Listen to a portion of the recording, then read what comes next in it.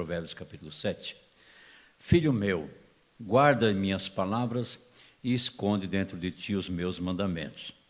Guarda os meus mandamentos e vive, e a minha lei como a menina dos teus olhos. Ata-os aos teus dedos, escreve-os na tábua do teu coração. Dize a sabedoria, tu és minha irmã, e a prudência chama tua parenta. Amém? Curve sua cabeça. Querido Deus e Pai, uma vez mais estamos na tua casa para aprender de ti e da tua palavra. Te louvamos, te agradecemos por esse seminário, pelos professores que já chegaram, por aqueles que ainda vão chegar. Te louvamos pela vida dos maestros, Senhor, que tu tem, que ensinam tua palavra. Que nesta noite possamos sair daqui mais sábios, possamos sair mais capacitados, possamos crescer um pouco mais na graça e no conhecimento do Senhor. Assim, Pai, nós te louvamos e nós te agradecemos por esta casa, por estas vidas que aqui estão, por tudo quanto tu és na nossa vida. Assim te louvamos e te agradecemos, em nome de Jesus. Amém.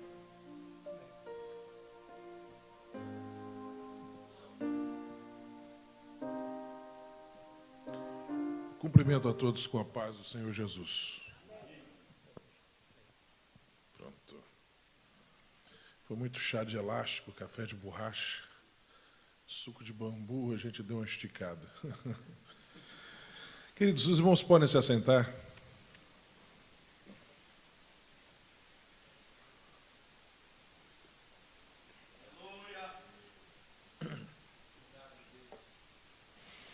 Nesta noite nós vamos nos debruçar sobre um texto bastante conhecido dos irmãos que fala sobre aquilo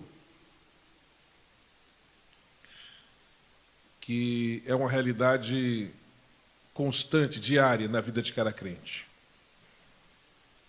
As batalhas que nós travamos diariamente no mundo espiritual e no mundo físico como reflexo do mundo espiritual. Eu gostaria de convidar você a abrir a sua Bíblia na primeira epístola do apóstolo João, no capítulo 2.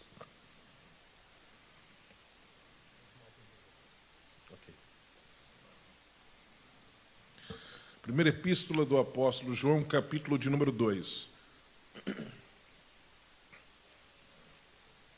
Vamos ler os versículos de 15 a 17.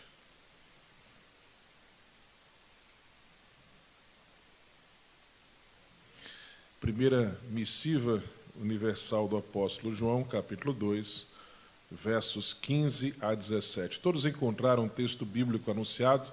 Se sim, se manifestem com forte aleluia.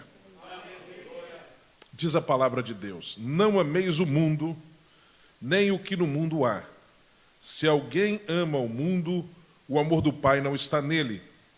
Porque tudo o que há no mundo, a concupiscência da carne, a concupiscência dos olhos e a soberba da vida, não é do Pai, mas do mundo.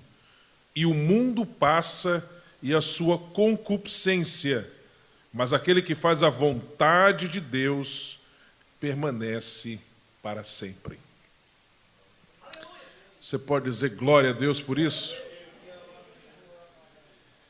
Queridos irmãos e amigos, nós estamos vivendo hoje um período da história que a maioria dos cientistas sociais nomeia como pós-modernidade. Esse período novo da história, segundo a maioria deles, tem início na segunda metade do século XX. Apesar de alguns cientistas sociais afirmarem que a pós-modernidade tem seu início no final do século XIX e outros ainda no início do século XX. E o que é curioso com esse período novo da história é que ele tem um nome que não diz muito o que ele é, né? Porque pós-modernidade dá a ideia de nome provisório enquanto a gente vai descobrir um nome depois para definir o que é isso. Pós-modernidade é um termo que nos mostra como essas classificações que os historiadores modernos criaram para designar os períodos da história são absolutamente falhos. São absolutamente falhas essas classificações. Se não, vejamos, chamar antiguidade de antiguidade está ok, porque, afinal de contas, estamos falando de um período remoto da história. Mas quando você chama Idade Média de Idade Média, já começa um problema. Por quê? Porque Idade Média, ou medievo, significa um período intermediário para você chegar a um ponto definitivo. Significa que aquele período da história foi uma ponte para chegar a algo que era finalmente o fim da história, o final. Daí esse nome dado. Por quê? Porque os homens que deram esses títulos para esses períodos da história nada mais eram do que intelectuais da modernidade, que era aquela época que estava substituindo a anterior, que eles batizaram de Idade Média. Eles achavam que a época deles era o ápice da história da humanidade. Era o fim da história da humanidade, porque eles estavam vivendo um período de racionalismo, iluminismo, revoluções científicas, a ciência avançando. Eles achavam que a razão, a ciência iam resolver tudo, né? Quando, na verdade, esse período de cientificismo, de iluminismo e racionalismo geraram, por exemplo, 2 grandes guerras mundiais e conflitos que, no final das contas, mataram mais do que todos os outros conflitos dos séculos anteriores, dos milhares de anos anteriores da história da humanidade. Não nos esqueçamos que tanto o comunismo como o nazismo se consideravam ideologias políticas científicas, né? Só para citar um exemplo de como o cientificismo não levou a grande coisa. Mas, como eu estava dizendo, esses cientistas sociais, achando que estavam vivendo o período máximo da história, deram ao seu período, eles deram ao seu período o nome de modernidade, o novo, o moderno. E chamaram a Idade Média de Idade Média. Esse período que a gente chama de Idade Média, de Idade Média. Eles batizaram com esse nome. E hoje em dia, muitos historiadores já estão revendo isso. Não dá para você mudar as nomenclaturas, claro, porque já estão cristalizadas, mas estão revendo essa visão negativa da Idade Média, como se a Idade Média só tivesse coisas atrasadas, coisas primitivas, enfim. Hoje a gente sabe que, na verdade, houve muita coisa boa e interessante na Idade Média, na chamada Idade Média. Então, quando você já faz uma classificação dessas preconceituosa da história, aí surge um problema quando logo depois surge um outro período, né? Porque se aquele que você estava vivendo era o definitivo, e agora? Já tem uma outra coisa que vem depois dele. Já não é definitivo mais a modernidade. Eu vou chamar de que isso? Bem, por enquanto, pós-modernidade, né? Pós-modernidade. Pós-modernidade também é um título que nos mostra que o que nós estamos vivendo hoje não é nem totalmente modernidade, nem totalmente antimodernidade. Porque pós não significa nem anti, nem pró. É apenas pós. Ou seja, é alguma coisa que vem depois da modernidade e que tem algumas coisas nela que são totalmente contra aquilo que se vê na modernidade, mas tem outras que, na verdade, são radicalizações de coisas que foram encetadas, nascidas, iniciadas, originadas na modernidade. Por exemplo, o que você tem na pós-modernidade que é exatamente o oposto, o extremo oposto da modernidade. Na modernidade você tinha o culto à razão,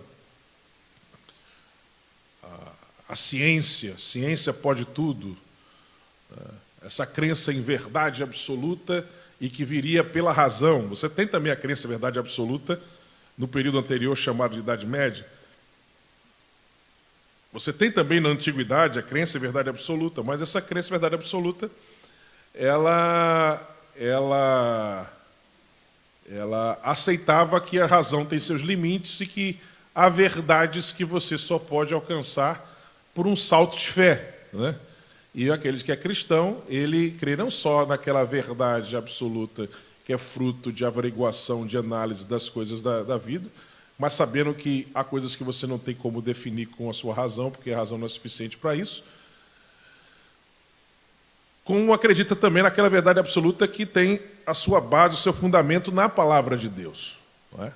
Já no período da modernidade, não. A verdade absoluta, ela está firmada totalmente na razão. E ela lança fora a Bíblia Sagrada. Nesse período, inclusive, vai surgir o liberalismo teológico, o ceticismo, o ateísmo propriamente dito, né? Você vai encontrar no Ocidente o ateísmo se desenvolvendo justamente nesse período do iluminismo, do racionalismo, enfim. Então, o homem passa a ser o centro, né? Aí, quando você vai para a modernidade, quando você vai para a pós-modernidade, você não vê mais uma crença em verdade absoluta. Você vê apenas relativismo. Não existe verdade absoluta, cada um tem a sua verdade. A verdade sua pode ser diferente da do outro, mas as duas são consideradas legítimas, enfim. Essa balela toda que é muito comum hoje em dia na pós-modernidade. Por outro lado, enquanto no período anterior à modernidade você tem Deus no centro, na verdade não era bem Deus no centro, mas a religião, mas ok, chamavam teocentrismo, Deus, Deus no centro, a ideia seria essa, mas volta a dizer, na verdade seria mais a religião no centro, não propriamente Deus. Você vai ter na modernidade o homem no centro, o antropocentrismo. E quando você chega na pós-modernidade, você continua tendo o homem no centro. Então veja que, na verdade, tem pontos de similaridade entre a modernidade e a pós-modernidade e tem pontos de desencontro, de choque. Não existe mais essa crença na razão como se fosse o máximo. Essa crença na verdade absoluta, você não tem mais. Mas, por outro lado, o homem continua no centro. A diferença é que hoje o homem está no centro com seus subjetivismos e não mais com aquela crença na objetividade total do racionalismo. Você não tem mais isso. Então você tem pontos de encontro e pontos de desencontro. Você tem pontos que avançam algumas coisas da modernidade, você tem choque frontal com coisas que eram esposadas na modernidade. Tudo isso você vê na pós-modernidade. E como é que surgiu essa pós-modernidade? Ela surgiu depois do trauma de duas grandes guerras mundiais. Depois do trauma de duas grandes guerras mundiais, houve um ceticismo, uma descrença na ciência, na razão, como podendo solucionar tudo. Então, começou a se defender que não existe verdade absoluta, começou a haver uma desconstrução de valores, começou também a haver uma descrença nas instituições. Tudo isso são marcas da pós-modernidade. De maneira que, resumindo, nós podemos encontrar pelo menos 3 marcas na pós-modernidade. A primeira marca eu já afirmei aqui, antecipadamente, a relativização de valores. A relativização de valores e a desconstrução de valores. Ou seja, não existe mais verdade absoluta. Cada um tem a sua própria verdade. E desconstrução de valores porque aquilo que antes era considerado bom passa a ser relativizado ao ponto de, para muitos, ser mal. E aquilo que era visto como mal passa a ser relativizado ao ponto de, para muitos, ser visto como bom. Aliás, para que haja uma inversão de valores, é preciso que antes haja uma relativização de valores. Se você quer que algo que hoje é visto como bom pelas pessoas, pela maioria das pessoas, pelo menos, seja visto daqui de 15, 20 anos como algo mal, a primeira coisa que você tem que fazer é relativizar a qualidade daquela coisa. Se você convencer um bom número de pessoas, um número significativo de pessoas, de que aquilo que hoje é considerado bom, na verdade, sob certo aspecto, sob certa lógica, sob certa perspectiva, não é tão bom assim, e aquilo que é considerado mal hoje, que é o seu oposto, na verdade, sob certa perspectiva, sob certa ótica, não é tão mal assim, se você convencer um número significativo de pessoas sobre isso, dessa forma, então, depois de mais algum tempo, é só você fazer a virada total. É quando as pessoas vão chamar o bom de mal e o mal de bom, e aí você chega àquela passagem de Isaías que diz que as pessoas vão chamar luz de trevas e trevas de luz, o bem de mal e o mal de bem. Não é isso que nós estamos vendo acontecer nas últimas décadas? Né?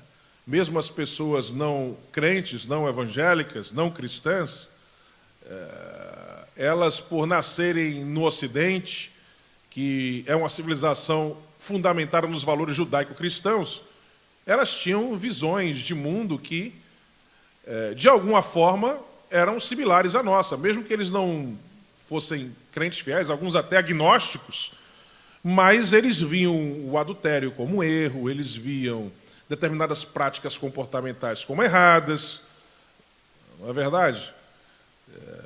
Mas, com o passar do tempo, quando você vai esvaziando a sociedade dos valores judaicos cristãos, depois de um processo longo de relativismo, de desconstrução de valores, aí o que é que você tem? A sociedade hoje, considerando coisas que ela mesma considerava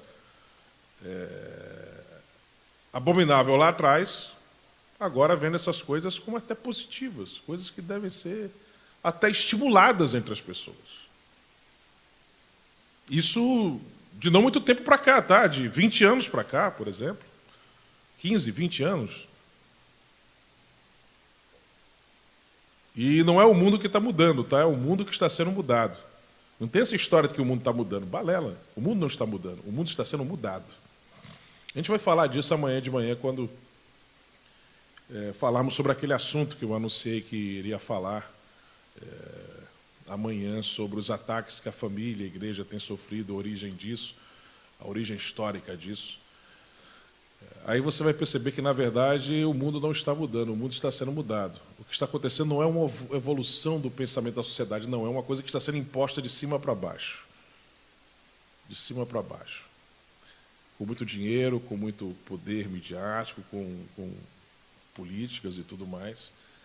É isso que a gente está vendo acontecer. Mas, enfim, tudo começa assim. Primeiro você relativiza para depois você inverter.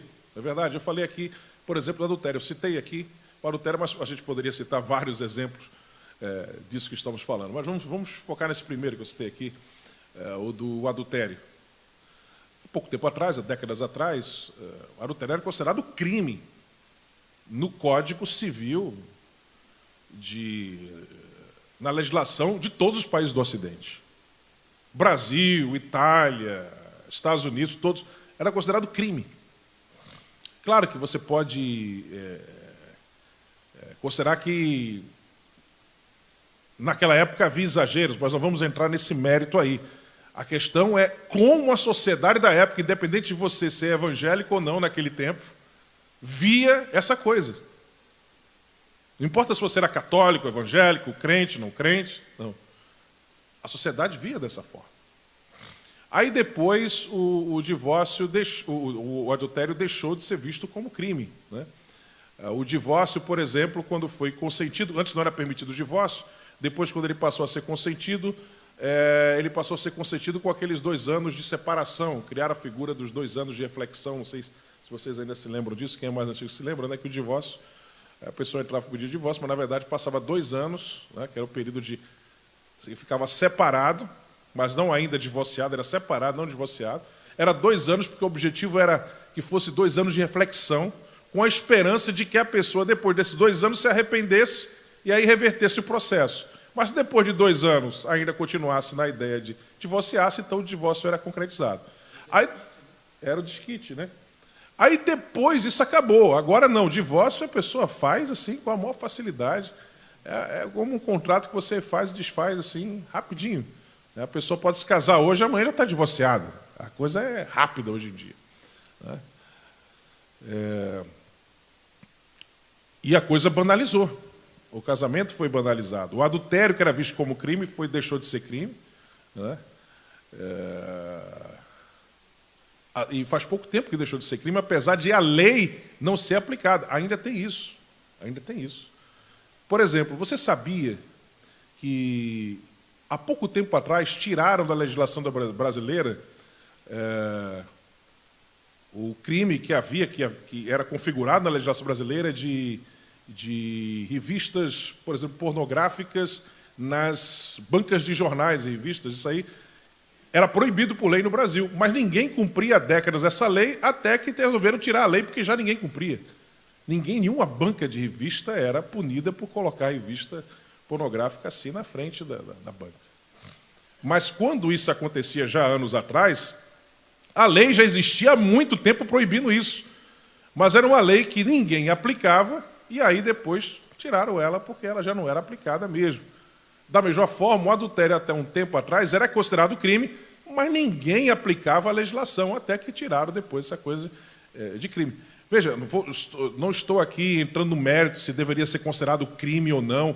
A minha reflexão aqui não é essa, tá? A minha reflexão é como a sociedade via antes uma coisa e como passou a ver agora. Independente de se naquela época você ser cristão ou não, a sociedade via a coisa dessa forma por causa dos valores judaico-cristãos que fundaram a sociedade ocidental e que valorizavam o casamento, a monogamia. As pessoas tinham até aquela ideia de que, ainda que houvesse traição, mas que se perdoasse, tentasse levar o casamento adiante, até por causa dos filhos, né? Que sofreriam se houvesse alguma separação, aquela coisa toda. Até as pessoas não crentes lutavam pelo seu casamento, porque tinham essa perspectiva, eles tinham esses valores, né? O que eu estou querendo dizer é isso, né? Eu não estou aqui analisando casos específicos e, de repente, poderia ser diferente, não estou dizendo isso. Mas, de forma geral, a visão era essa, o pensamento era esse, e a coisa mudou. Ao ponto de, por exemplo, você ter recentemente uma psicóloga francesa lançando um livro na França lançou há poucos anos, dizendo que monogamia é doentio. Que o ser humano nasceu para ter vários relacionamentos, ter mais de um amante, e que um homem que é fiel à sua esposa até o final da vida é doente. E que o homem saudável é aquele que tem vários relacionamentos. Entendeu?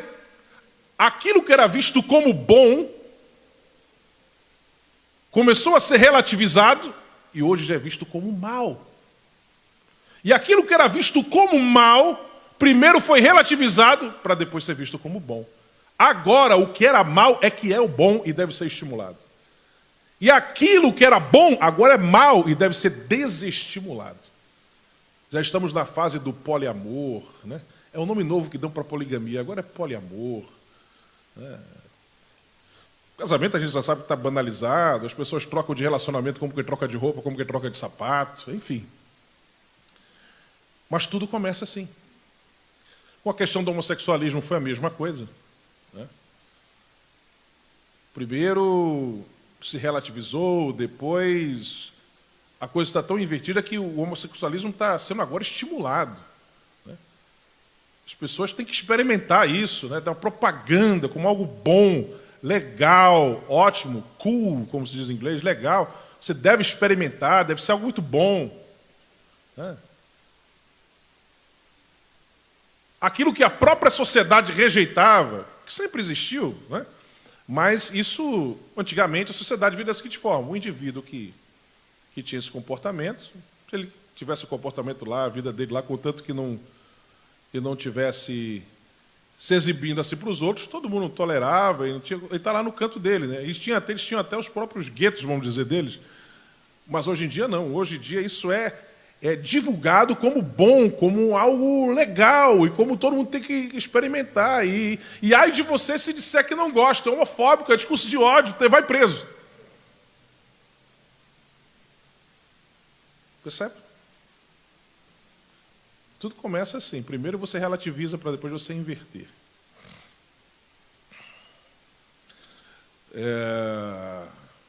Poxa, tem tanta coisa que a gente poderia citar como exemplo aqui, mas eu acho que esses exemplos aí já são suficientes para que a gente entenda um pouco essa característica da pós-modernidade. Mas nós temos outra característica também, é a descrença nas instituições. Cada vez mais as pessoas estão descrendo nas instituições, né? Estão descrendo no Estado, descrendo nos governos, descrendo na igreja. Aí você tem o fenômeno dos desigrejados, né, que acham que nenhuma igreja presta e tenta viver uma espécie de cristianismo fora da comunidade de crentes, o que é um cristianismo antibíblico, que a gente tem que conviver com nossos irmãos. Não existe essa de Cristo em casa. Sim, Cristo em casa, mas não só em casa, né? E a gente tem que viver em comunhão com nossos irmãos, né, para desenvolver a nossa fé, né? Claro que você pode, num país onde você vive perseguido, contra a sua vontade, você ficar isolado e aí tem que desenvolver a sua vida cristã sozinho, mas isso aí não é o ideal. O ideal, à luz da Bíblia, é você estar crescendo junto com seus irmãos. A comunidade de crentes reunida, crescendo, interagindo, um fortalecendo o outro. Quem tem algum dom, usando o seu dom para abençoar os outros e todos juntos crescendo na unidade da fé, como o corpo de Cristo. Amém? Mas você tem o fenômeno dos desigrejados, você tem a descrença em todas as instituições. E isso no período em que há essa tendência globalista, algo que a gente vai falar também amanhã, é muito propício porque os globalistas defendem que as pessoas desacreditem em todas as instituições para que elas entreguem a um sistema de governança mundial a autoridade para fazer todas as coisas. Por exemplo, os globalistas eles querem que as pessoas deixem de acreditar no Estado, deixem de ser nacionalistas, acreditarem no Estado, na ideia de Estado-nação, e passem agora a crer numa aldeia global, onde todos irmanados, como seres humanos apenas, unidos, vão estar juntos numa comunidade global, que significa ter um sistema de governo central mandando o mundo inteiro. Na prática é isso. Mas a pessoa envolvida nesse discurso meio hippie de uma aldeia global, uma comunidade única, sem fronteiras, né? Essa coisa toda, tal, esse negócio de limites de estados, nações, nada disso. Mas, no final das contas, tem que ter algum governo, né? Se você acaba com os estados-nações, tira o poder dos estados-nações, acaba com a soberania dos estados-nações, alguém vai assumir essa soberania, né? Não vai ficar todo mundo assim, solto, sem ter alguém que mande. Aí quem é que manda? O governo mundial. Não é verdade? A própria ONU, que deseja ser esse governo mundial, a gente não sabe se vai ser a ONU, mas ela deseja, porque você tem sistemas globalistas brigando entre si, né, diferentes. O ocidental é capitaneado pela ONU, por determinados grupos políticos, elites financeiras, que querem ver um sistema de governança mundial capitaneado pelo Ocidente. Mas você tem também o chinês, russo-chinês, você tem também os próprios muçulmanos, com seu projeto de califado universal, são sistemas globalistas brigando entre si. A gente não sabe qual deles, no final, vai dar no governo anticristo, mas um deles vai vencer, ou então nenhum dos três. Pode surgir um quarto que absolva os três, ou um engole os outros dois, se transforma numa outra coisa, e no final surge o governo mundial, que é vaticinado pela Bíblia Sagrada, que vai surgir o governo do anticristo, né? A gente não sabe qual vai vencer aí, mas a gente está no Ocidente, e claro que a ONU estimula essa diminuição do poder dos Estados-nações em prol de um sistema de governança mundial. Isso é uma coisa que vai sendo construída de pouco mais de 100 anos para cá e está avançando. Às vezes tem um retrocesso, mas depois avança um pouquinho, mas vai avançando. no Ocidente. Então, você tem essa coisa de aversão às instituições, descrença às instituições de forma geral. E você tem também o hedonismo, como terceira grande característica da pós-modernidade.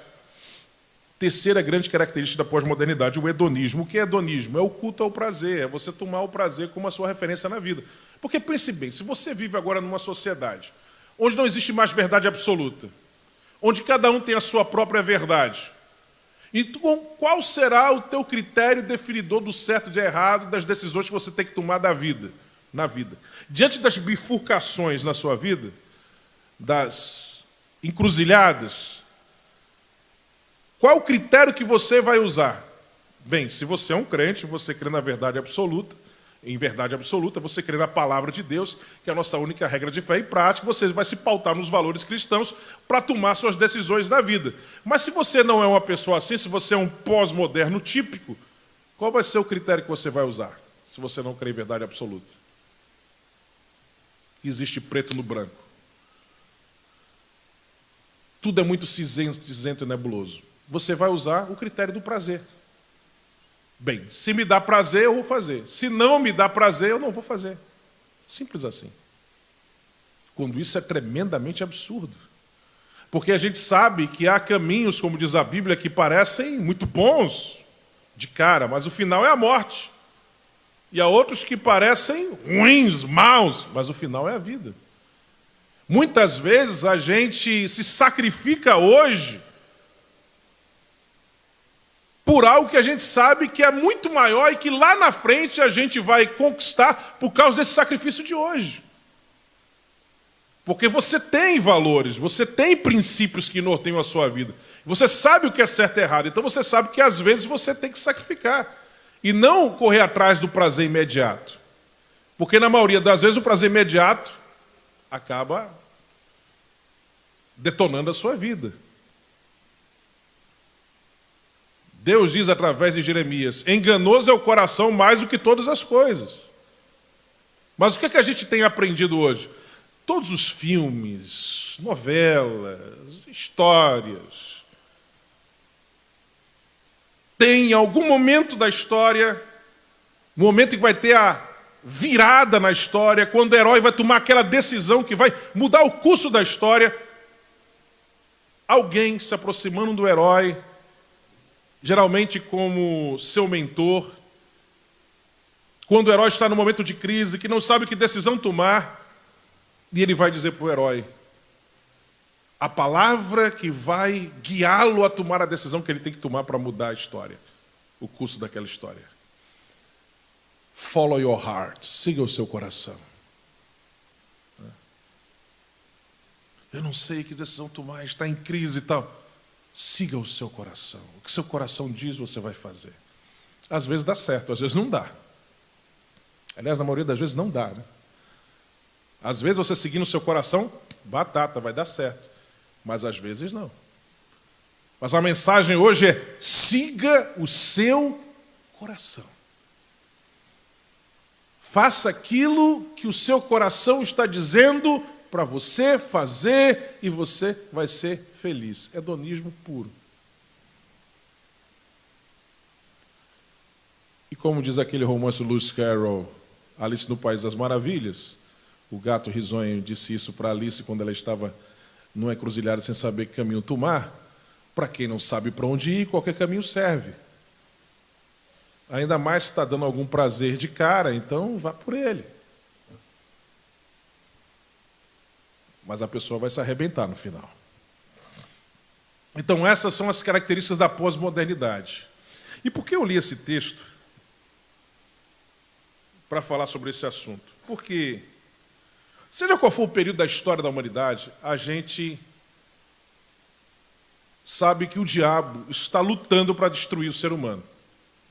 Na antiguidade, ele lutou para destruir o ser humano. No período que batizaram de Idade Média, ele lutou para destruir o ser humano. Na era moderna e na pós-modernidade não é diferente. A diferença é que na pós-modernidade, alguns de seus estratagemas, revistos agora, com nova roupagem, têm sido radicalizados e hoje em dia a gente percebe eles até mais claramente do que em outras épocas. Mas em todas as épocas da história da humanidade, ele sempre buscou 3 coisas que nós encontramos aqui nesse texto que nós lemos. E que nós encontramos enfatizadas na pós-modernidade hoje, na chamada pós-modernidade. Vamos lá? Diz o texto: não ameis o mundo, nem o que no mundo há. Que mundo é esse? Se você assistiu à palestra de hoje à tarde, você deve saber de que mundo o apóstolo João está falando aqui. Quem esteve aqui hoje à tarde? A maioria esteve. Como poucos não tiveram, eu vou rapidamente falar sobre isso. A palavra mundo, ela tem significados diferentes dependendo do seu contexto. Você vai encontrar a expressão mundo na Bíblia significando o planeta em que nós vivemos. Você vai encontrar a palavra mundo na Bíblia sendo usada para designar o universo criado por Deus. Você vai encontrar a palavra mundo na Bíblia sendo usada para falar do mundo conhecido de então, por exemplo, o Império Romano, o ecúmeno do Império Romano. Você vai ver o termo mundo sendo usado para falar sobre a humanidade. Por exemplo, naquele texto que é considerado o texto de áureo, o texto áureo, o texto de ouro da Bíblia Sagrada. Porque Deus amou o mundo, de tal maneira que deu seu Filho unigênito para que todo aquele que nele crê não pereça, mas tenha vida eterna. Mundo ali significa a humanidade. Mas mundo na Bíblia também tem uma acepção negativa em algumas passagens.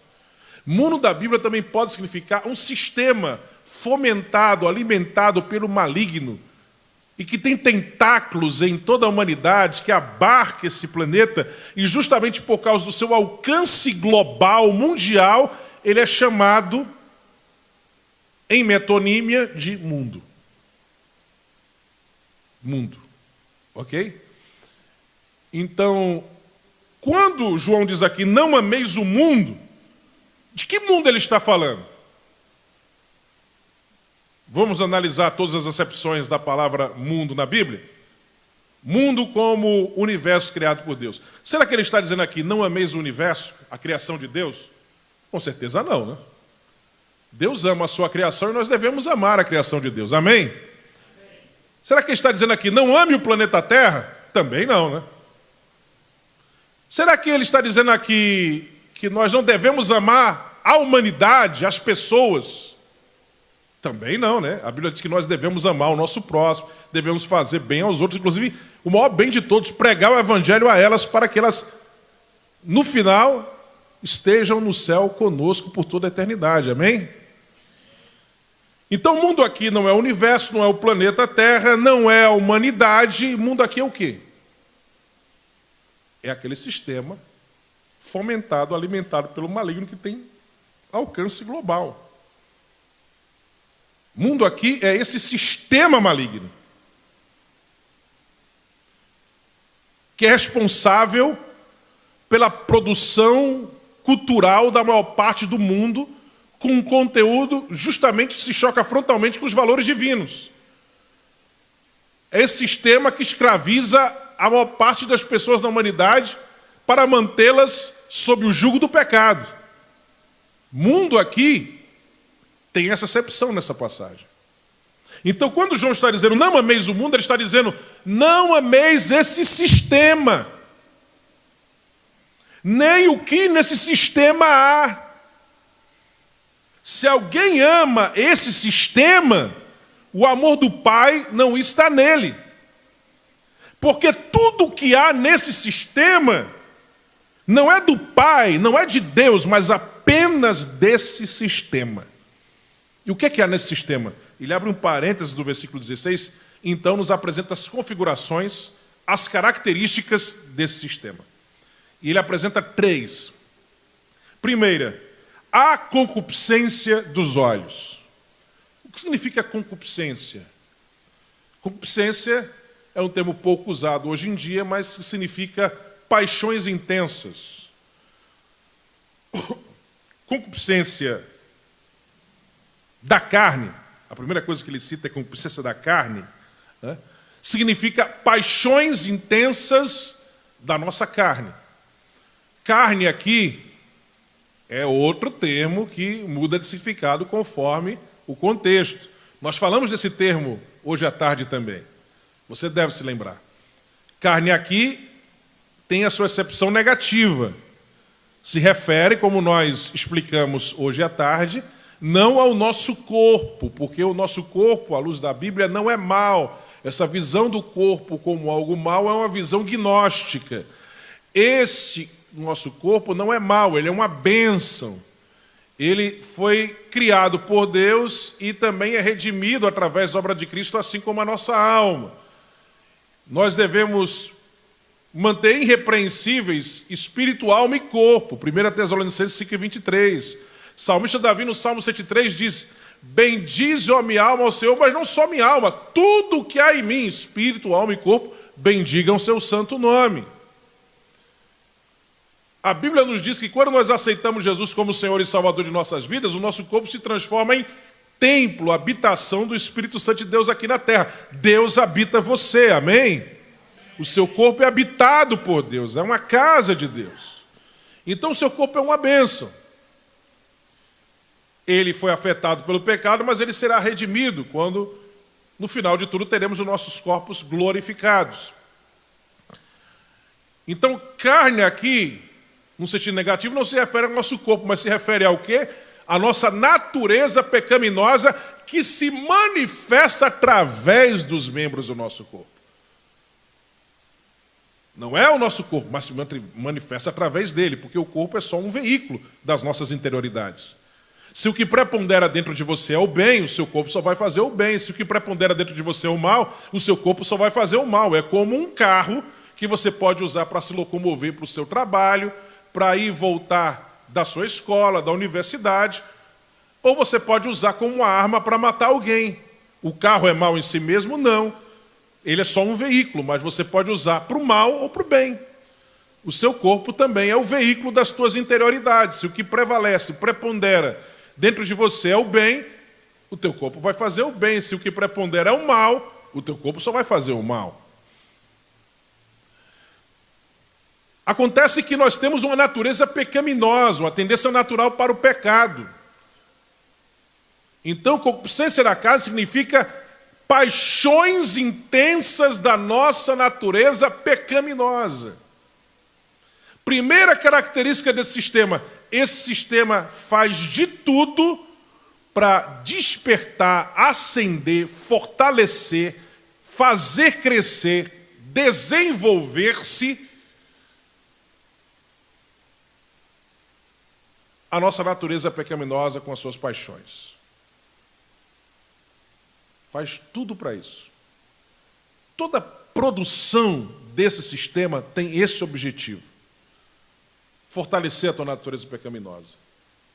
Se ela está mortificada, acendê-la, despertá-la, fortalecê-la, acicatá-la, vitaminá-la. Faz tudo para isso. Todo crente tem dentro de si, eu costumo dizer, um ringue. Hoje está muito em moda essa coisa de octógono, por causa das lutas de MMA, né? Então, todo crente, por assim dizer, tem dentro de si um octógono, um ringue.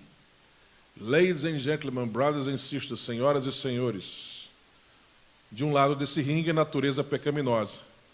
Do outro lado, natureza espiritual. Quando você aceita Jesus como Senhor e Salvador de sua vida, é gerada em você uma nova natureza. Você passa a desejar as coisas de Deus que você antes não desejava. Mas você ainda continua tendo uma natureza pecaminosa, que te puxa para coisas que te afastam de Deus. E aí, todos os dias, você tem uma batalha interna dentro de você. De um lado, natureza pecaminosa, do outro lado, natureza espiritual. Quem é que vai vencer essa batalha? Simples. Se um boxer, se um dos lutadores não se alimenta, não treina e não se exercita, e o outro se alimenta, treina e se exercita, quem vai ganhar é aquele que se alimenta, treina e se exercita. Para que a sua natureza espiritual sempre saia vencedora, para que a natureza pecaminosa seja mortificada, o que é que você deve fazer? Como é que você crucifica a sua carne? Com as suas paixões. Você tem que fortalecer a sua natureza espiritual e cortar a fonte de alimentação da natureza pecaminosa. Você fortalece a natureza espiritual como? Orando, adorando a Deus, estudando devocionalmente a palavra de Deus, estando em comunhão com os nossos irmãos, não é verdade? Na interação com nossos irmãos, nós também somos abençoados. Na nossa adoração coletiva a Deus, nós também somos abençoados. Na nossa adoração individual a Deus e na adoração coletiva. Então você tem palavra, adoração, oração, o jejum também. Todas essas coisas nós fazemos para fortalecer a nossa vida espiritual. Né? O jejum tem os seus propósitos também, mas acaba fortalecendo também a nossa vida espiritual.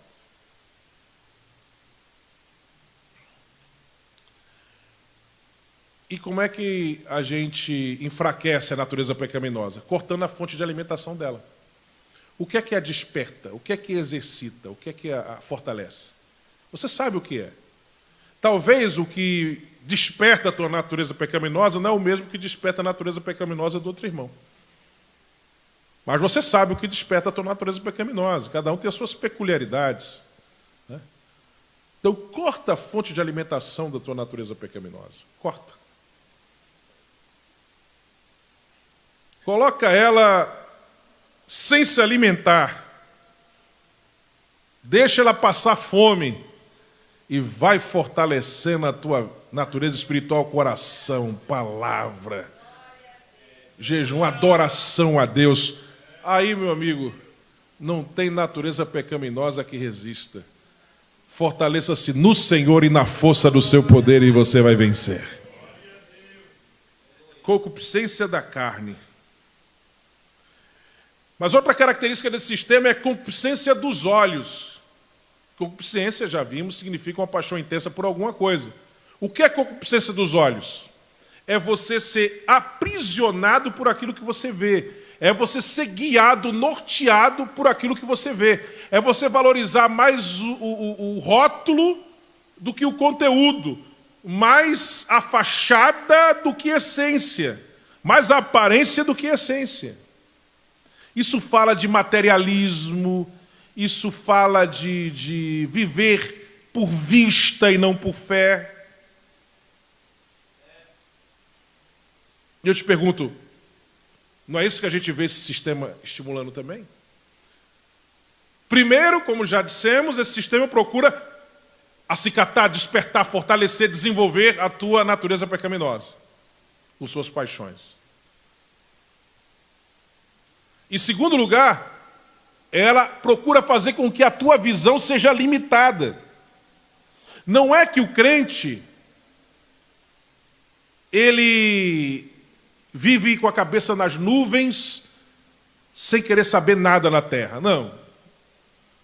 O crente, ele está atento para as coisas que estão acontecendo. O natural não é que não seja importante, ele é importante também. Sendo que a realidade, ela vai além do físico, ela transcende isso. Existe a realidade espiritual, que é mais importante, mas veja, não é que não seja importante. O crente, ele deve ter uma visão mais ampla. Ele não deve viver apenas pelo que ele vê, mas por fé. Não deve viver apenas focado no material, mas ele deve transcender isso. E ele o faz pela fé. Mas o que esse sistema quer é que você perca de vista esse olhar além e comece a ficar preso só a esse olhar aqui, no mundo, focado no mundo, nas coisas materiais, terrenas.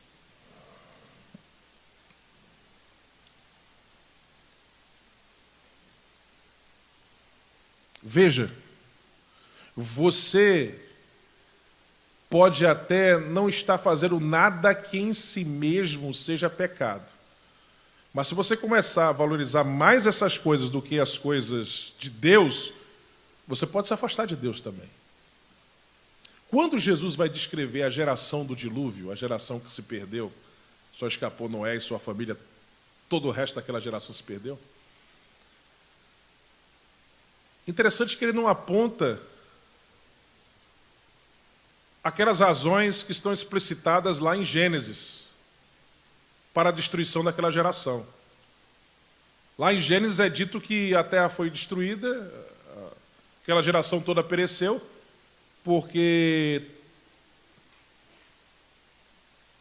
toda ela se depravou intensamente, a violência tomou conta de toda a terra, todas as obras dos homens eram más, e aquela sociedade era extremamente depravada.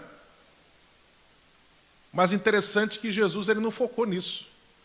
Ele disse, naquele tempo, comiam, bebiam e davam-se casamento, e veio o dilúvio e consumiu a todos.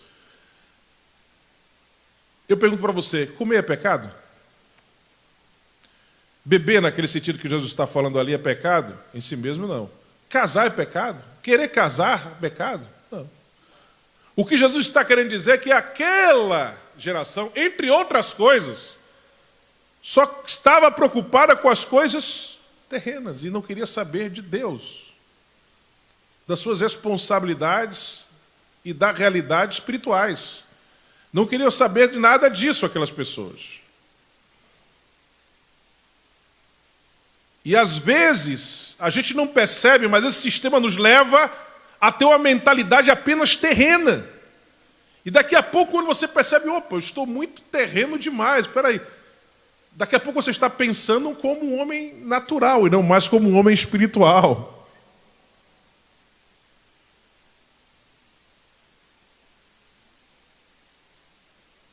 Terceira característica, soberba da vida. Soberba da vida. O que é isso? Orgulho, egocentrismo, egoísmo, egolatria. Eu. Essa é outra característica desse sistema. Esse sistema massageia o ego. Esse sistema quer levantar o seu ego e quer dizer, não, é você. E você é o centro de tudo, você não tem que se preocupar com isso, com nada, mas pense só em você. Essa é a mensagem desse sistema. As 3 características desse sistema, vamos recapitular? Concupiscência da carne. Esse sistema faz de tudo para estimular a tua natureza pecaminosa, para fortalecê-la, para despertar essa natureza pecaminosa e suas paixões e desenvolvê-las. Concupiscência dos olhos. Esse sistema faz de tudo para que você seja preso ao que você vê, tenha uma visão materialista, terrenal apenas da existência, valorize mais o rótulo do que o conteúdo, a aparência do que a essência. E soberba da vida. Esse sistema faz tudo para que você viva no universo e que você seja o centro de tudo, em que Deus não está mais no centro, mas quem está no centro é você. Quando a Bíblia diz, buscai primeiro o reino de Deus e a sua justiça. E o que é reino de Deus? Reino de Deus nada mais é do que Deus reinando em nós. Deus reinando sem rival no trono do nosso coração. Buscai primeiro o reino de Deus e a sua justiça, e as demais coisas vos serão acrescentadas. Em vez de você correr atrás das demais coisas, estabeleça o reino de Deus na sua vida. E as demais coisas, elas vêm, a reboque, arrastadas, mas vêm, porque Deus vela pela sua palavra para fazer cumprir. Se Deus não estiver no primeiro lugar da sua vida, Ele não vai estar em lugar nenhum da sua vida, porque Deus nunca vai tomar um lugar que não é dele. Não adianta você oferecer a Deus o segundo lugar, Ele não vai aceitar. Terceiro lugar é lugar de Deus? Não. Segundo lugar é lugar de Deus? Não. Qual é o lugar de Deus? Se Deus não estiver no primeiro lugar de sua vida, Ele não vai estar em lugar algum de sua vida. Agora, se Deus estiver no primeiro lugar da sua vida, Ele não vai estar só no primeiro, Ele vai abençoar todas as demais áreas da sua vida. Buscai primeiro o reino de Deus e a sua justiça, e as demais coisas vos serão acrescentadas. Você pode dizer amém e glória a Deus por isso? Soberba da vida. São essas as 3 características desse sistema: concupiscência da carne, concupiscência dos olhos, soberba da vida. Vou repetir então a leitura dos versículos 15 e 16. Não ameis esse sistema, nem o que nesse sistema há. Se alguém ama esse sistema, o amor do Pai não está nele. Porque tudo o que há nesse sistema, a concupiscência da carne, a concupiscência dos olhos, a soberba da vida, não é do Pai, não é de Deus, mas tão somente desse sistema. Tudo isso não tem nada a ver com Deus e sua vontade. E esse sistema, verso 17, esse sistema passa e a sua concupiscência, mas aquele que faz a vontade de Deus permanece para sempre. Quem se apegar a esse sistema vai afundar com ele. Nós estamos remando contra esse sistema. Nós estamos na contramão desse sistema. Nós não estamos aqui para ficarmos à vontade nesse sistema. O crente não deve ficar à vontade nesse sistema, e é muito natural que esse sistema se incomode com a presença do crente e veja ele como uma anomalia dentro desse sistema. Como uma espécie de vírus que está infectando esse sistema, porque nós não temos parte com esse sistema. E o que detém esse sistema de tomar o controle total é justamente a presença da igreja aqui na terra. Jesus nos diz que a igreja é o sal da terra e a luz do mundo. Mateus capítulo 5, Sermão da Montanha. É a igreja que detém a degeneração total, absoluta da humanidade. A tomada total deste planeta, o domínio total desse planeta pelo pecado, pelo príncipe das trevas. Nós somos uma agência do reino de Deus aqui na terra, embaixadores, embaixatrizes de Deus aqui na terra, remando contra esse sistema, e por isso esse sistema não tomou todo o controle. Mas Paulo, escrevendo aos Tessalonicenses, na sua segunda epístola aos crentes em Tessalônica, no capítulo 2, ele diz que quando for retirado o que hoje detém o espírito do anticristo tomar conta, e ele está se referindo ali à igreja, quando for retirada a igreja, quando a igreja partir, for arrebatada, aí o espírito do anticristo vai tomar conta. Mas até agora há algo que detém. E o que é que detém? A igreja do Senhor Jesus aqui na terra. Eu e você. Somos chamados por Deus para fazermos diferença no meio dessa sociedade corrompida. E você tem uma importância enorme nesse projeto de Deus. Você que ensina a palavra. Você tem uma importância enorme, grandiosa. A tua tarefa incomoda demais. Porque a missão da igreja não é só pregar, é ensinar. Aliás, não há contradição alguma entre pregar e ensinar. O próprio texto bíblico, ele dá essa ideia. Quando Marcos vai descrever a grande comissão, aquelas palavras de Jesus aos seus discípulos, momentos antes de ascender aos céus, dando-lhes a missão que eles tinham a realizar, logo depois que ele partisse. Ele diz que Jesus disse aos discípulos: ide e pregai o evangelho a toda criatura. Já Mateus, um dos apóstolos, um dos 12,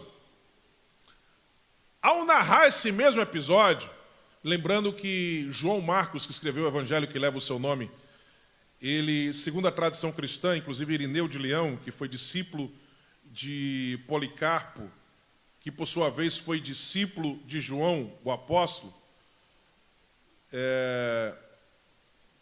escreveu seu evangelho recebendo informações do apóstolo Pedro. João Marcos se baseou, no depoimento de Pedro, principalmente para escrever o evangelho que leva o seu nome. Mas Mateus, no evangelho que leva o nome dele, ao descrever no último capítulo do seu livro a mesma grande comissão, ele não disse que Jesus disse, ide e pregai o evangelho a toda criatura. Ele disse que Jesus disse, ide e ensinai a todas as nações. Que é a mesma coisa, pregar o evangelho a toda criatura é pregar a todas as nações. Mas veja, ele usa o verbo ensinar e não o verbo pregar. Mas não há contradição aí. Porque à luz da Bíblia, a igreja prega enquanto ensina e ensina enquanto prega. A igreja deve pregar enquanto ensina e ensinar enquanto prega. O ensino faz parte da grande comissão. Quando a gente pensa em grande comissão da igreja, geralmente a gente pensa naquele pregador evangelizando no meio da rua. Isso é a grande comissão, mas isso é parte dela. Ela prossegue quando a pessoa vem para Cristo e ela é solidificada na fé através do ensino. Além do que, quando você está pregando, você está ensinando princípios básicos do reino de Deus. Que essa pessoa vai assimilar, vai crer, então vai vir para Cristo. E depois ela tem que crescer em Cristo. E aqui ela vai aprender mais sobre Deus. Então essa missão do ensino é tremenda, é importantíssima.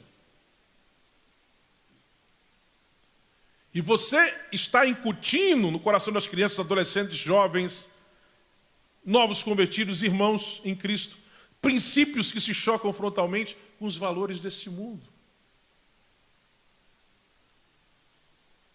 É uma missão árdua. Como eu disse, Tiago fala que o negócio é sério.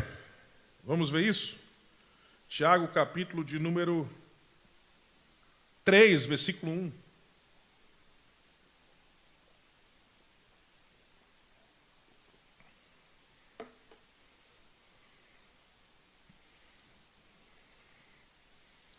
Se você ler só esse trecho de Tiago, você vai dizer assim, eu não quero ser mestre não quero ensinar não. Olha o que ele diz. Meus irmãos, muitos de vós não sejam mestres, sabendo que receberemos mais duro juízo, porque todos tropeçamos em muitas coisas. Se alguém não tropeça em palavra, o tal varão é perfeito e poderoso para também refrear todo o corpo. E aí ele vai falar sobre a língua, né? A gente saber controlar a língua. Mas ele diz assim, é isso que importa aí, os versículos 1 e 2. Muitos de vós não sejam mestres, ou seja, tenha certeza da sua vocação para o ensino. E se você for realmente seguir essa sua vocação, dedique-se, porque o juízo será mais duro para aquele que sabe mais do que para aquele que sabe menos. O juízo será mais duro para aquele que ensina do que aquele que não ensina. Por quê?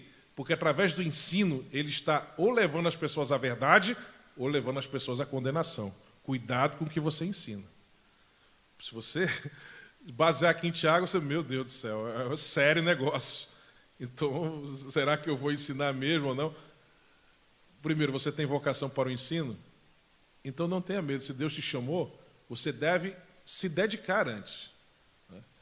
Tem gente que já sai de cara querendo ensinar todo mundo, nem sabe o suficiente, já sai querendo ensinar.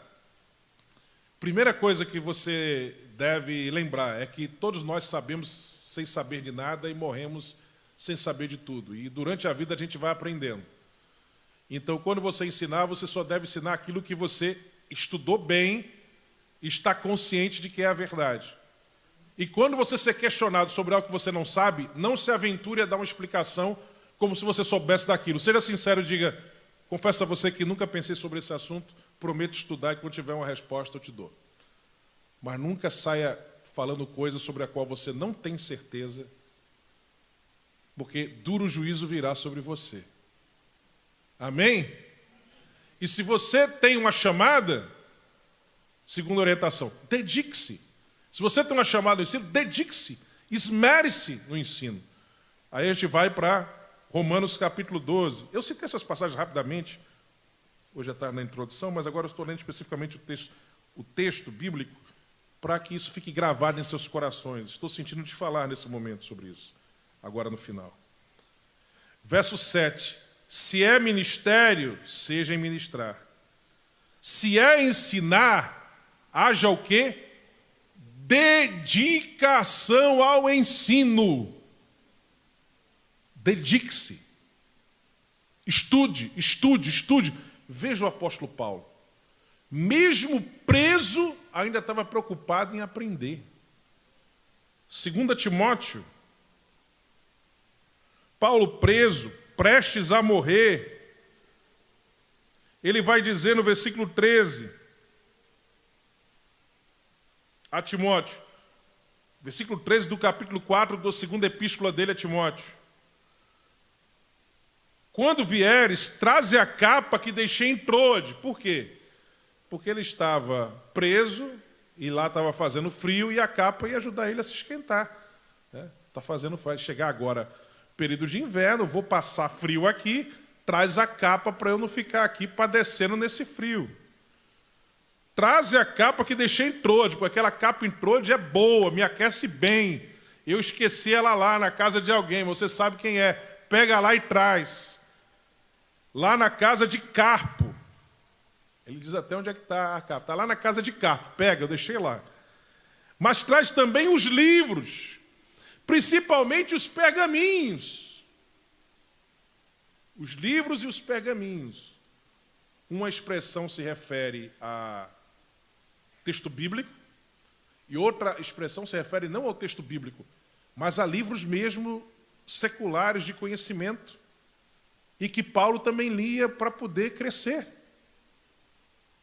Esse homem estava prestes a morrer, mas ainda queria continuar estudando.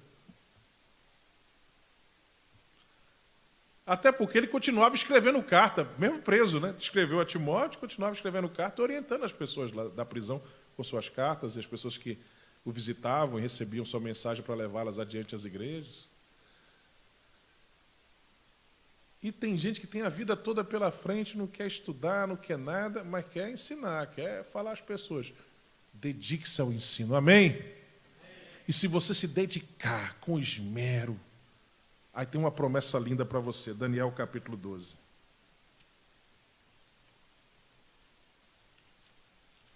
Olha que promessa linda.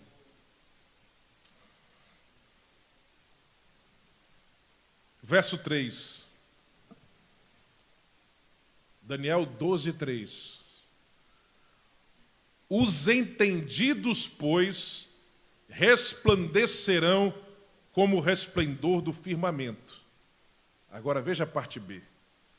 E os que a muitos ensinam a justiça, refulgirão como as estrelas, sempre e eternamente. Você que está ensinando a justiça a muitos, no final você refulgirá como as estrelas, sempre e eternamente lá na glória de Deus. O galardão daquele que ensina é tremendo, se ele faz isso com dedicação, com esmero. Amém? Sem soberba, com humildade, servindo ao povo de Deus, Deus vai honrá-lo grandemente nos céus. Amém? Então dedique-se, dedique-se, dedique-se, dedique-se. Você faz parte da linha de frente contra esse sistema. O professor, por exemplo, de escola dominical que ensina para crianças, esse trabalho lindo que o pastor Mael faz, né? Pense, isso é importantíssimo. Essas crianças são bombardeadas na escola, pela internet, nas ruas, nos colégios, com tudo que é mensagem para afastá-las de Deus. E às vezes os pais, que é quem tem a responsabilidade principal, e não a igreja, principalmente é o pai e a mãe, de incutir o evangelho. A igreja também deve fazê-lo, mas a missão principal é do pai e da mãe. A igreja apenas é uma ajuda, um auxílio, né? O carro-chefe é o pai e a mãe, mas às vezes o pai e a mãe se esquivam de cumprir a sua responsabilidade, e aí só resta a igreja ali. E você é aquela pessoa que vai semear o evangelho, vai colocar a palavra de Deus ali naquele coraçãozinho, para quando ele e ela crescerem, não se tornarem mais um zumbi ou uma zumbi desse sistema, mortos-vivos, mas se tornarem agentes do reino de Deus. Louvado seja o nome do Senhor. Aleluia, louvado seja o nome do Senhor Jesus. E fortaleça-se no Senhor e na força do seu poder. Você não vai vencer as tentações da carne, do mundo e do diabo, desses três grandes inimigos. O inimigo interno, aliado do inimigo do lado de fora, a carne, a natureza pecaminosa. O inimigo externo, o diabo e seus asséculos, os demônios, e o sistema dele todo. Você não vai vencer essa luta absolutamente desigual, que nada mais é do que um pigmeu desnudo lutando contra um gigante armado até os dentes, se você não se fortalecer no Senhor e na força do seu poder. Não é com mera disciplina religiosa, não é com saliva que você vai vencer essa batalha. É no poder do Espírito Santo de Deus. A primeira coisa que você tem que fazer é reconhecer que sem Deus você não é nada, que você não vai vencer sozinho, e você buscar forças em Deus, aí você vai vencer. Vamos ficar em pé nesse momento para fazermos oração. Eu quero terminar com essa oração. Aleluia. O Espírito do Senhor está aqui, Ele está falando aos corações. A palavra de Deus é a espada do Espírito. E com certeza a sua palavra está agindo nos corações dessa noite. Se você precisa ajeitar alguma coisa no ministério que Deus tem te dado, eu creio que o Senhor tem falado com você. Se você precisa consertar alguma coisa da tua vida espiritual, eu creio que Deus tem falado com você. Se você precisava de alguma orientação, eu creio que Deus tem falado com você. E até algumas coisas que foram faladas aqui foram apenas uma centelha para o Espírito Santo trabalhar no seu coração, para que venha uma multidão de coisas que você precisa desenvolver e fazer na sua vida, na sua trajetória de vida, para que você seja mais do que já é, para que você seja tudo aquilo que Deus idealizou que você fosse nele. Amém? Estamos numa luta diária contra o diabo, contra a carne e contra o mundo. E nós vamos vencer essa batalha. Porque esse mundo vai passar, mas aqueles que fazem a vontade de Deus, aqueles que estão firmados na palavra do Senhor, permanecerão para sempre. No final do seu sermão da montanha, Jesus falou: aquele que ouve as minhas palavras e não as guarda, compará-lo-ei ao homem que edificou a sua casa sobre a areia. E vieram chuvas, ataque por cima, ventos, ataque pelos lados, rios, ataque por baixo, ataque por todos os lados. E aquela casa caiu, porque estava edificada sobre a areia.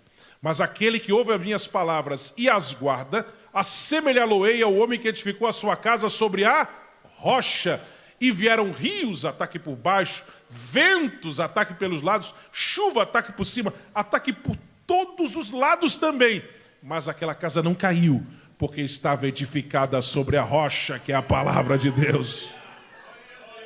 Firme-se na palavra, coma a palavra, beba a palavra, guarde a palavra, mergulhe na palavra, encarne a palavra, pregue a palavra, ensine a palavra. Seja você uma amostra ambulante da verdade do Evangelho, por onde você estiver. Aleluia. E Deus abençoe grandemente a tua vida e o teu ministério. Pai da glória, Pai das luzes, Pai dos espíritos, Pai dos pais, Pai do Filho pródigo, Pai nosso que está nos céus e habita simultaneamente os nossos corações pela ação inconfundível do Espírito Santo. Nós te louvamos porque Tu és bom e a Tua bondade, a Tua generosidade duram para sempre. Obrigado, Senhor, pela tua palavra que é lâmpada para os nossos pés, que é luz para o nosso caminho, que é pão para saciar a nossa fome, que é água para mitigar a sede do nosso ser, que é bálsamo para curar as feridas, os vergões das paredes do nosso coração. A tua palavra é fogo para aquecer as entranhas nossas. A tua palavra, Senhor, é cura. A tua palavra é libertação, é transformação, é consolo, é exortação e edificação.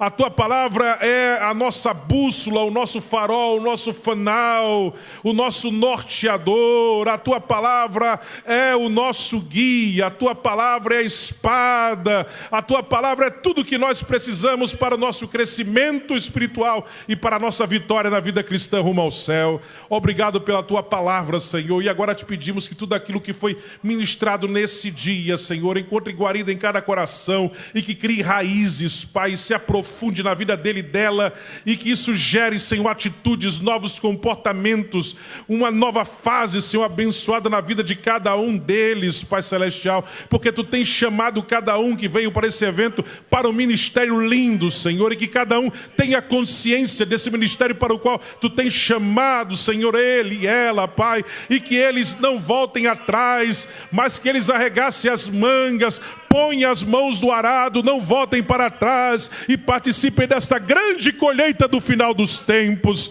Ó Senhor, aquele que chegou aqui fraco, que receba força, aquele que chegou triste, que receba alegria, aquele que chegou confuso, que receba orientação, aquele que chegou aqui vazio, que saia daqui cheio, aquele que chegou aqui sem estímulo, desesperançado, sai daqui cheio de confiança e de fé, com a certeza cimentada em seu coração quanto ao propósito teu para a sua vida.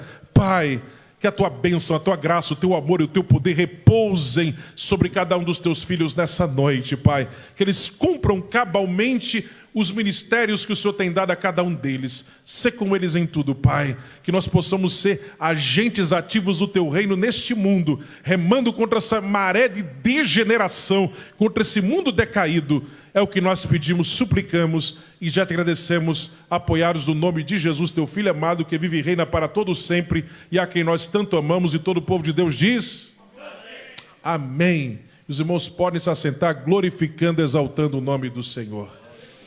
Queridos, antes de devolver o microfone, eu quero apenas lembrar que, pela graça de Deus, eu tenho compartilhado muito daquilo que Deus tem me dado com materiais.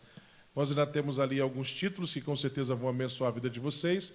Alguma coisa que eu falei aqui, vocês vão encontrar também no livro A Sedução das Novas Teologias, que eu já mencionei nessa tarde. Mas não deixe de adquirir. Temos o Arminianismo, a Mecânica da Salvação, um best-seller da casa, lançado recentemente pela CPAD, e que já está na sua 4ª tiragem, em 14 meses de lançado, e é uma obra que é referência no Brasil sobre esse assunto. Modéstia às favas, é a melhor obra no mercado editorial evangélico brasileiro sobre este assunto, Arminianismo, a Mecânica da Salvação. Se você quiser se aprofundar nesse assunto, que foi tema da nossa ministração da tarde, não deixe de adquirir essa obra, que com certeza será bênção para a sua vida. Temos também o Abacuque, o comentário de Abacuque, já falamos, A Sedução das Novas Teologias, que é uma obra de apologética cristã, sobre teologias pós-modernas. E temos também A História dos Hinos que Amamos, uma obra de 350 páginas que traz a história por trás dos clássicos da Hinória Evangélica Mundial, as experiências que cada autor tiveram que provocaram a composição desses hinos. E temos também alguns exemplares do livro... Falei Abacuque, falei... Não, são esses 4 mesmo títulos. História dos Hinos que Amamos, A Sedução das Novas Teologias e Arminianismo, a Mecânica da Salvação. Não deixe de adquirir, com certeza vão ser bênção para a vida de vocês. Amém? E diga para o irmão e para a irmã que está do seu lado, não perca, amanhã tem mais de Deus para a sua vida.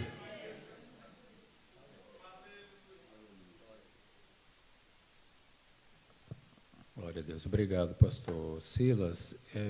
Vamos cantar, irmão Elias? Vamos cantar um hino?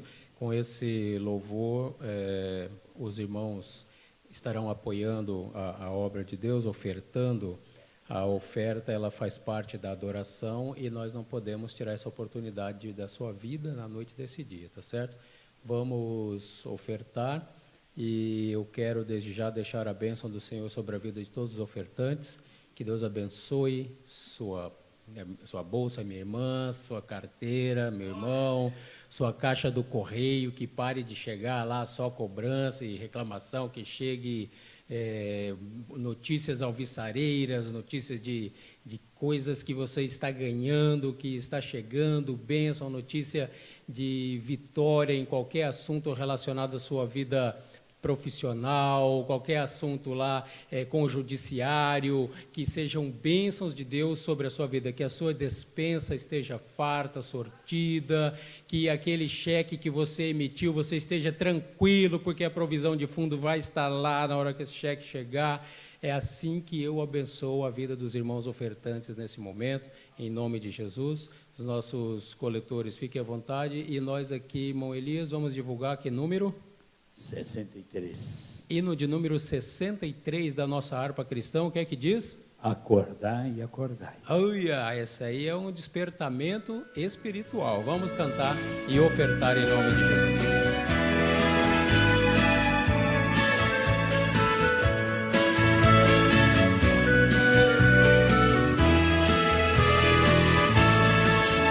Eis marchando para aquele bom país, onde o crente sim é Cristo quem nos diz, com seu Salvador, pra sempre ali feliz, vai com ele descansar.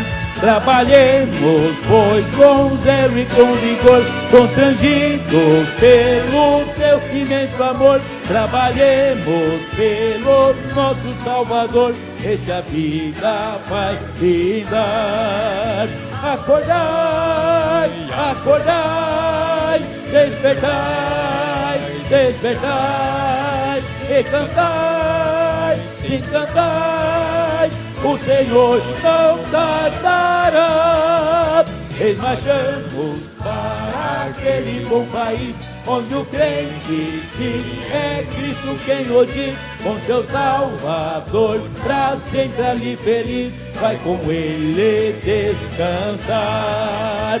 Eis conosco nosso insigne capitão, que nos dá segura e eterna salvação. Eis a santa fé, o invicto pavilhão, vamos, vamos trabalhar. Ei, avante, nada temos que temer, pois Jesus havemos sempre de vencer. Trabalhemos até amanhecer, eu trabalho aqui brindar. Acordai, acordai, despertai, despertai, e cantai, sim cantai, o Senhor não tardará. E marchamos para aquele bom país, onde o crente sim é Cristo quem o diz, com seu Salvador, pra sempre ali feliz, vai com ele descansar. Revestidos da couraça de Jesus, como servos seus e filhos da luz, gloriando-nos em Cristo e sua cruz, vamos, vamos trabalhar. Os perdidos vamos com amor buscar, ao desesperados vamos declarar que Jesus está pronto todos a salvar, assim vamos trabalhar. Acordai, acordai, despertai, despertai, e cantai, sim cantai, o Senhor não tardará. E marchamos para aquele bom país, onde o crente sim é Cristo quem o diz, com seu Salvador, pra sempre ali feliz, vai com ele descansar.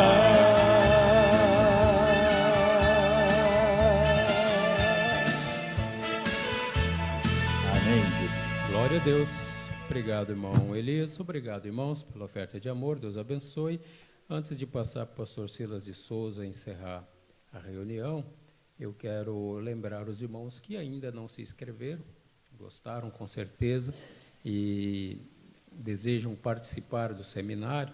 Você tem a oportunidade de ali na secretaria se inscrever. A Janaína Castro está ali para te atender. você vai pagar ali uma pequena taxa e tanto os irmãos que estão aqui no templo como alguém que nos ouve através do rádio, né, terão a oportunidade de ainda estar no seminário amanhã, pelo período da manhã, à tarde e à noite. Apenas à noite aqui o trabalho vai se encerrar.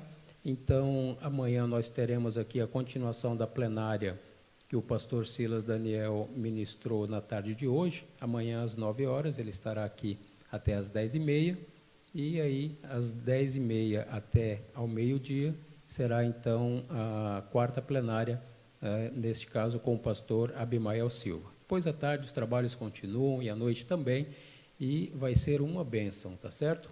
Nós que já nos inscrevemos aqui estaremos, se o Senhor nosso bom Deus assim permitir, e os irmãos que ainda desejarem, eu insisto que você não deixe passar essa oportunidade. Ainda dá tempo de você pegar muita coisa. No entanto, você precisará se inscrever para receber o seu crachá e poder, então, ingressar aqui ao salão onde estamos promovendo este abençoado trabalho, tá certo?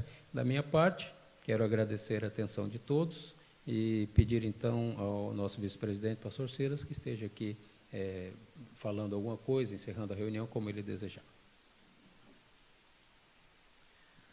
Todos de pé, meus irmãos. Nós estamos na emissora Paz no Vale, né? É isso? Tranquilo? Então, os professores, amanhã não haverá escola no campo, né?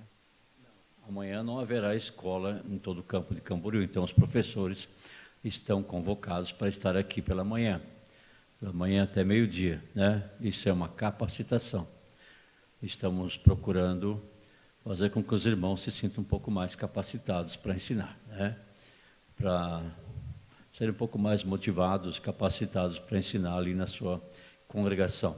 Então, nós convocamos todos os professores das nossas 35 congregações para que estejam aqui, porque hoje faltou bastante. Então, nós pedimos aos irmãos que pensem, repensem, porque é muito bom e muito necessário. Deu para armazenar bastante essa noite? Quem pode dizer amém? Aprendemos. Eu ganhei de Deus uma mensagem, está escritinha já, né? Essa aí pode, né? Pode, não tem problema não é pecado, né? Não, então daqui a pouco a gente aplica ela numa terça-feira. Amém? Amém? Claro que não vai ser idêntica, né? Mas vamos lá. Meus irmãos, agradecemos a Deus e vamos para a nossa casa, que tenham uma boa noite, uma noite abençoada. E amanhã estamos aqui antes das 9, porque 9 começa a plenária, né? Isso, tem a loja da CPD aqui do lado, procure visitar, né? Não se desespere, né? E também seu cartão de crédito funciona aqui também, né? Não se preocupe não. Amém? Hoje à tarde o cartão... Licença aqui. Desculpa, irmãos, hoje à tarde alguns irmãos quiseram comprar e a maquininha de cartão não estava funcionando, mas depois a gente conseguiu usar a internet para ela funcionar. Quem quiser adquirir usando o seu cartão, a máquina vai poder atender vocês, ok? Amém? Amém? Estenda suas mãos assim. Querido Deus e Pai, nós te louvamos, te agradecemos por tudo que ouvimos e aprendemos esta noite. Senhor, nós queremos um dia colocar em prática, que ela possa fazer morada em nosso coração, na nossa mente, possamos aplicá-la, Senhor, para o bem do teu povo, para o bem da tua igreja. Graças te damos por tudo e leva-nos em paz até o nosso lar e a nossa oração, em nome de Jesus. E todos dizem... Que o grande amor de Deus, a paz e a graça de Jesus e a comunhão do Espírito Santo seja com todos, e todos digam: e se Deus é por nós? Abraça teu irmão, abençoa ele, que é o nosso dever de cristão. Somos mais que milhões, somos mais que milhões, estamos em todos os cantos do mundo, fazendo missões. Somos mais que milhões, somos mais que milhões.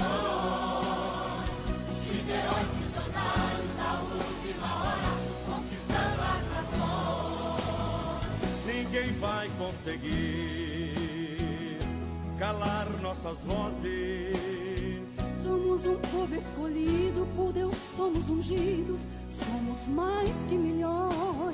Tantas vezes tentaram impedir este projeto, mas é de Deus o decreto